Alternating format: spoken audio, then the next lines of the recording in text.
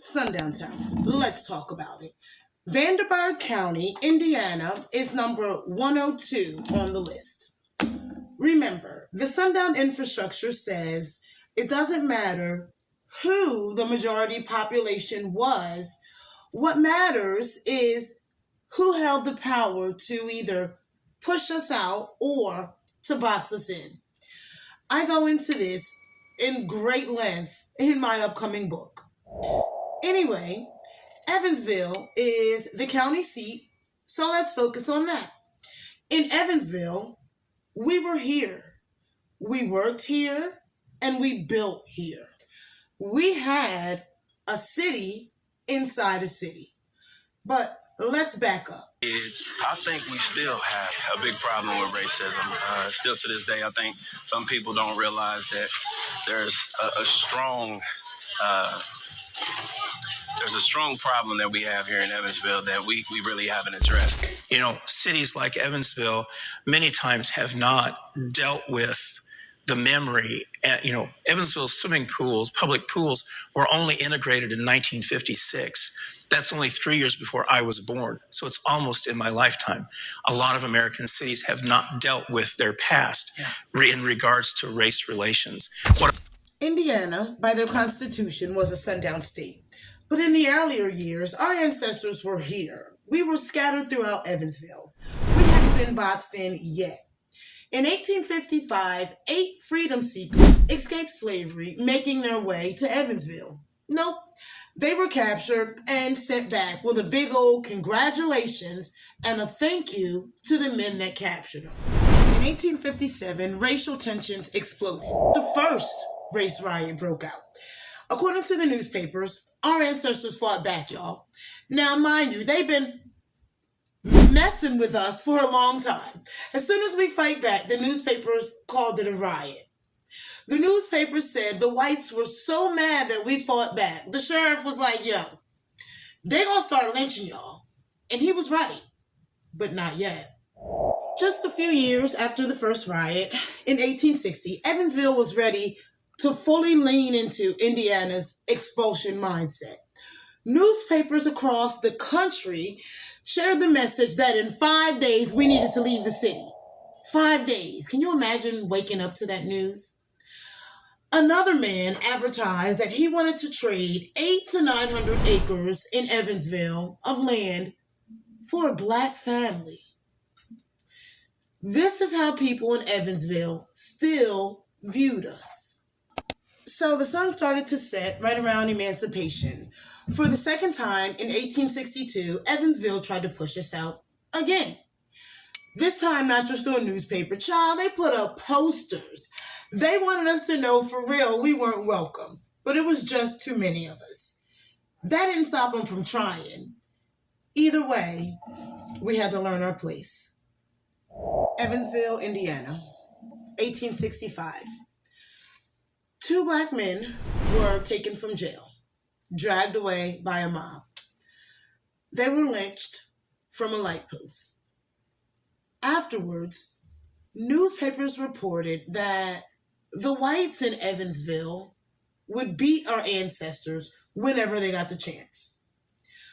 Our ancestors started leaving.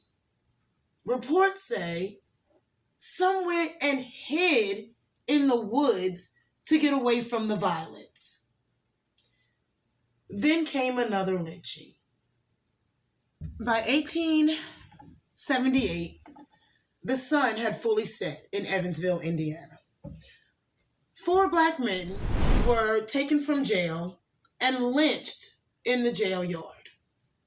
The older man that was with them was cut into pieces.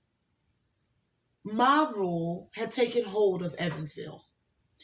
By 1880, mobs were attempting more lynchings. One crowd of around 100 people tried storming the jail.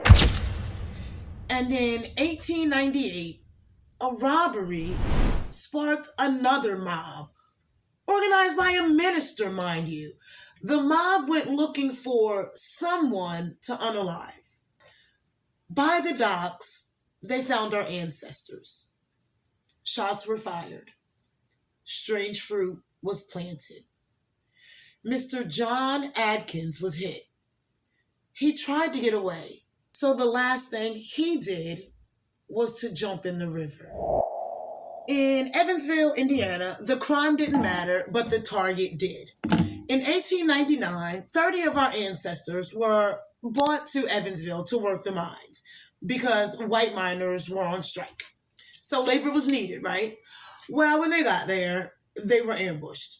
Shots were fired from both sides of the road as they tried to turn down to the mine. Several men were wounded and some were unalived. According to the newspapers, our ancestors armed themselves. You hear me? They armed themselves. They knew what was coming. Then the whites in the town wanted to disarm our ancestors. By the early 1900s, the Great Migration was taking place. We became about 64% of the population in Evansville. And as we arrived, we were boxed into segregated neighborhoods, about 3 districts. 54% of our ancestors lived in Baptisttown.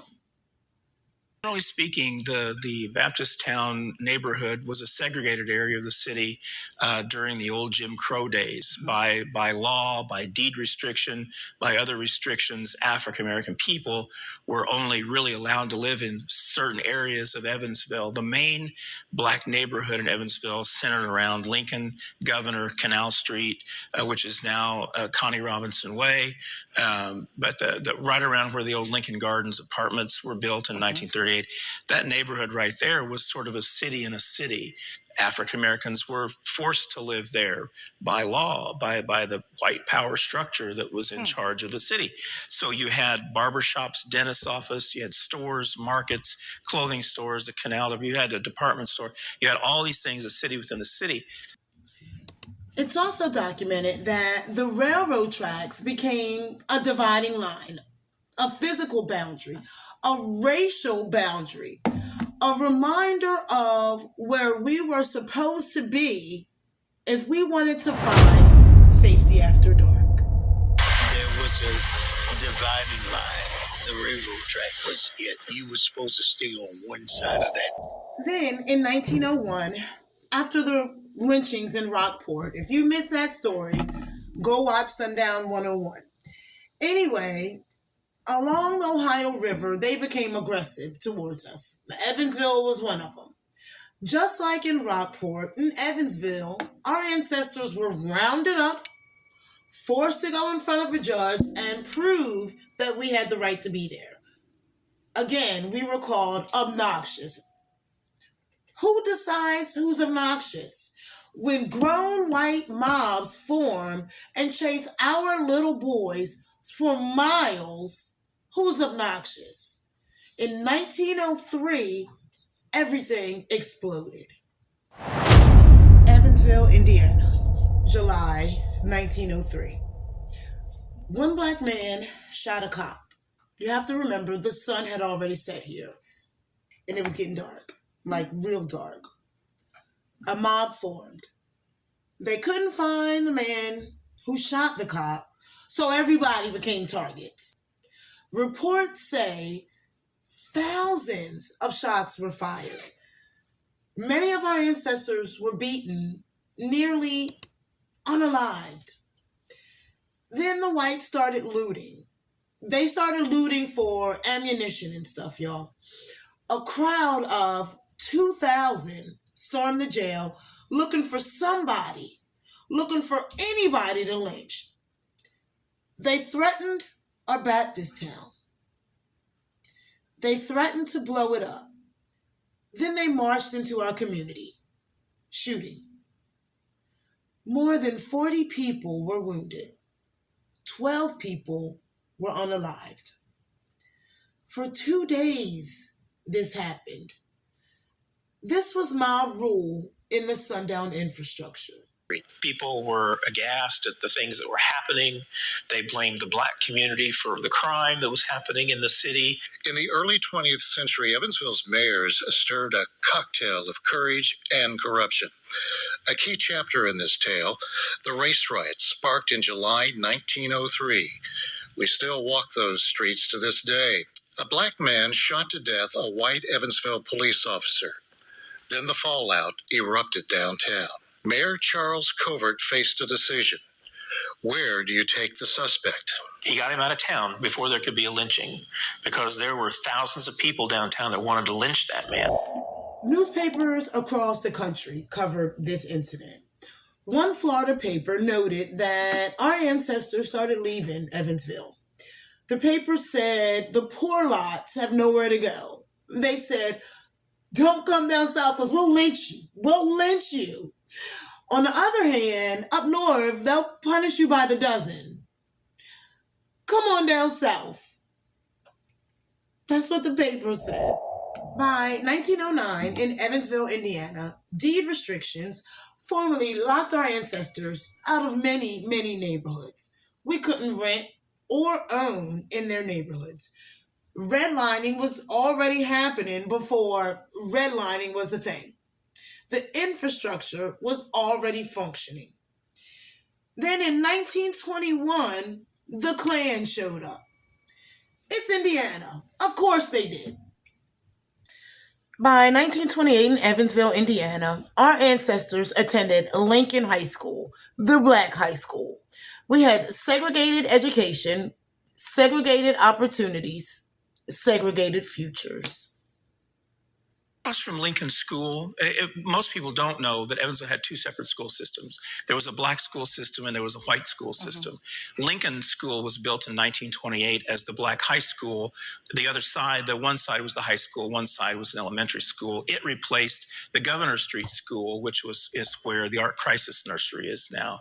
So the black schools, there were 4 elementary, 1 black high school. The houses, there's 5 houses across the street on Lincoln from Lincoln School. 4 of the 5 were residences of teachers. We were able to save the one on the corner near the African American Museum, which was the home of Alfred and Phoebe Porter. Alfred Porter was an English teacher, but he was also the band director at Lincoln High School. Even into the 1960s, our families told stories about realtors having a gentleman's agreement, meaning we didn't even see homes in certain neighborhoods. They didn't need signs. They had the Sundown infrastructure. We survived. Baptisttown survived. And today, reports say there's signs of hope. Evansville Mayor Stephanie Terry glances at these images every time she heads to her office. Evansville mayors dating back to 1847. Leaders, all men, all white. This is generations of leadership in our community, and there are a lot of voices missing. And so it's an honor to be standing here as a glimpse of hope that this community has made some progress toward ensuring that there's diversity. Evansville, Indiana was a place where they tried to make us disappear.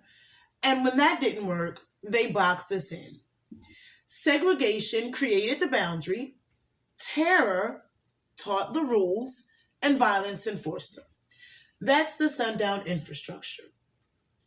If you've ever heard anyone say, you can go there, but don't stay after dark, drop it in the comments. Until next time, I'll see you in the comments.